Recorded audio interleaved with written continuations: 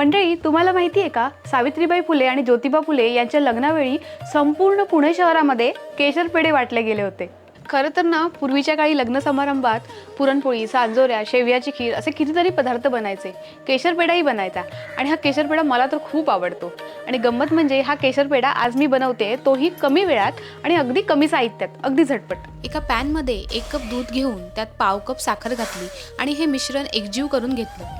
मग त्यात 1.5 cup milk powder घालून त्याच्या गुठळ्या मोडेपर्यंत मिश्रण छान एकजीव केलं. मिश्रण थोडेसे दाटसर झाल्यावर त्यामध्ये 2 टेबलस्पून केशर मिल्क आणि थोडासा ऑर्गॅनिक केशर रंग घालून हे मिश्रण मंद आचेवर एकजीव केलं. तयार मिश्रण थोडंसं घट्ट झालं की त्यामध्ये 1 चमचा तूप घातलं. तयार पेढ्यांचे मिश्रण एकजीव आणि घट्ट झाल्यावर एका वेगळ्या भांड्यामध्ये काढून घेतलं. हे मिश्रण थोडंसं थंडगार करून मग त्याचे छोटे छोटे पेढे वळून घेतले. या पेढ्यांना मध्ये छोटासा खोलगट आकार तयार करून घेतला आणि मग त्याला आपल्या आवडीप्रमाणे चांदीचा वर्क, ड्रायफ्रुट्स आणि केशर लावून छान सजवलं. आपले झटपट केशर पेढे तयार आहेत. अगदी याच केसरी पेढ्याप्रमाणे ज्योतिबा सावित्रीबाईंच्या नात्यात सुद्धा गोडवा होता. आणि हा गोडवा अनुभवण्यासाठी मी सावित्रीबाई ज्योतिराव फुले ही मालिका दररोज पाहते आणि तुम्हीही नक्की पहा.